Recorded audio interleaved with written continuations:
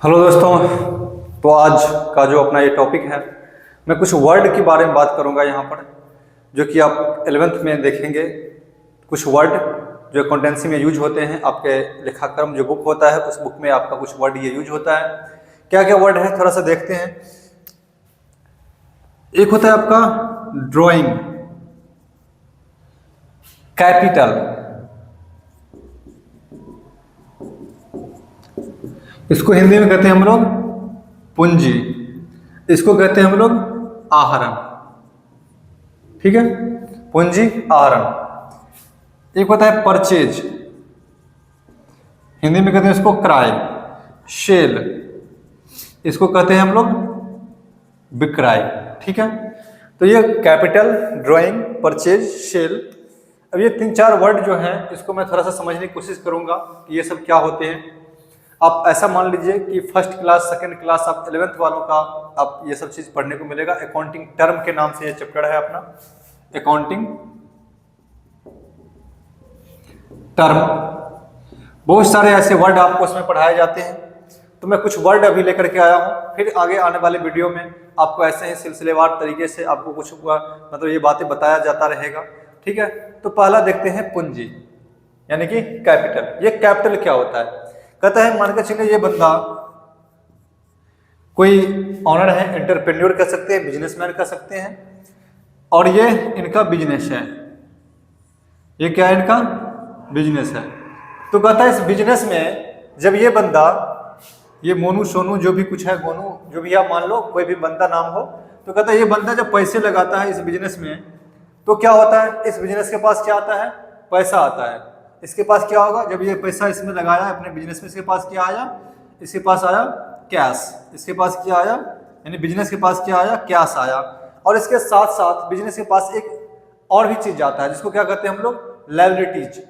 ठीक है, कैश क्या है? अपना एसेट है, होता है। और ये एक और चीज जाएंगी बिजनेस पर। जैसे मान के चलिए आप किसी से पैसा लेते हो तो क्या होगा? पैसा तो आपके पास एवे किया, लेकिन उसके साथ साथ आपके पास एक ऋण भी तो आया, एक उत्तरदायित्व भी तो आई कि आपको वो पैसा वापस करना पड़ेगा।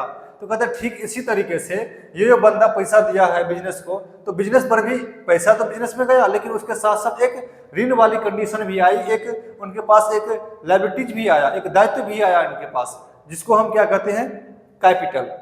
ठीक है, तो कैपिटल क्या होता है? अब इसको अगर सही सीधा तरीके से एक लाइन में अगर बोलूं तो मैं सिंपल सी बात इतना कह सकता हूं कि जो मालिक पैसा लगाता है बिजनेस में, तो बिजनेस के लिए क्या होता है? पूंजी होता है, और दायित्व होता है वो, उसी को क्या कहते हैं हम लोग? कैपिटल कहते हैं। जो मालिक जो पैसा लगाता है बिजनेस में उसको क्या कहते हैं हम लोग? पूंजी कहते हैं। ठीक है, ये तो ये हो गया। अब बात आती है कि जरूरी तो ऐसा नहीं है कि मालिक सिर्फ पैसा लगेबे करेगा। मालिक क्या करता है? पैसा निकालता भी है उसमें से। तो कहता है जब पैसा निकालते हैं ना, जब लगाता है तो उसको क्या कहते हैं? कैपिटल, पूंजी। और जब पैसा निकालता है उसको क्या कहते हैं हम लोग? आहरण, यानी कि ड्राइंग।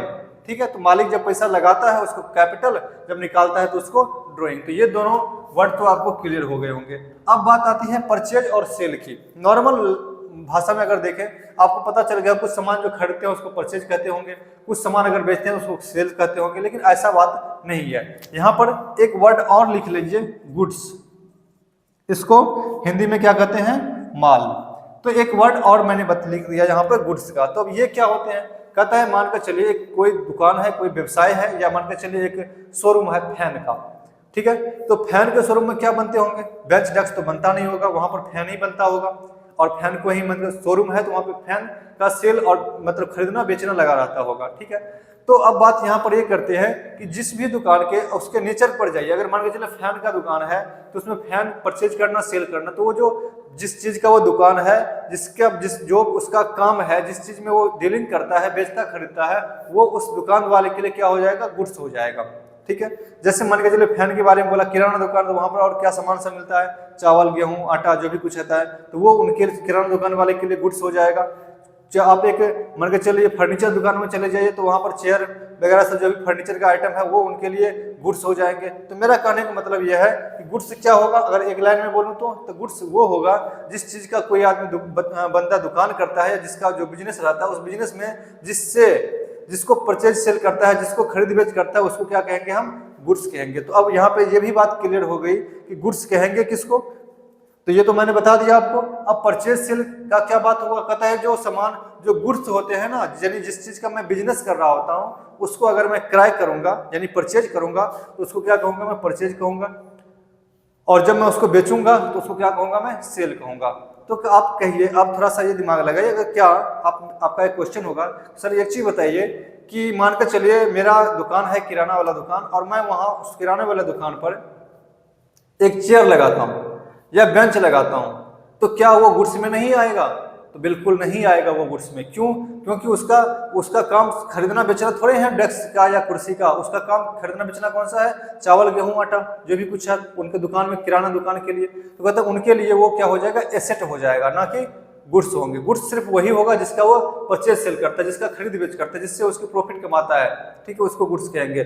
किराना दुकान पर अगर चेयर लगाया, उसको बेचने के लिए तो नहीं लगाया, वो तो कस्टमर का सर्विस के लिए लगाया। तो कहता है वो वाली जो बातें होंगी ना, वो गुड्स में नहीं आएगा, वो उसको हम क्या कहेंगे, एसेट कहेंगे। तो अब कहते हैं एसेट किसको कहेंगे, तो जो हमको बिजनेस को चलाने में हमारी हेल्प करता हो। जैसे अपना ये कोचिंग इंस्टीट्यूट है, यहाँ पर आप लोगों को बैठने के लिए बेंचेज हैं, फैन लगा हुआ है, लाइटिंग की व्यवस्था है, ठीक है। तो ये सारा चीज हमको क्या करता है, इस काम करने में, ये आपको लोगों को सर्विस देने में हमारी हेल्प करता है।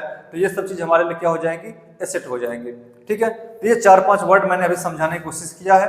आप लोग जरूर कमेंट बॉक्स में बताएंगे कि क्या ये बातें समझ में आ रही है, कुछ दिक्कत हो रहा है, या कोई और टॉपिक आपको अगर चाहिए जरूर कमेंट बॉक्स में बताएं। थैंक यू, मिलते हैं फिर नेक्स्ट वीडियो में।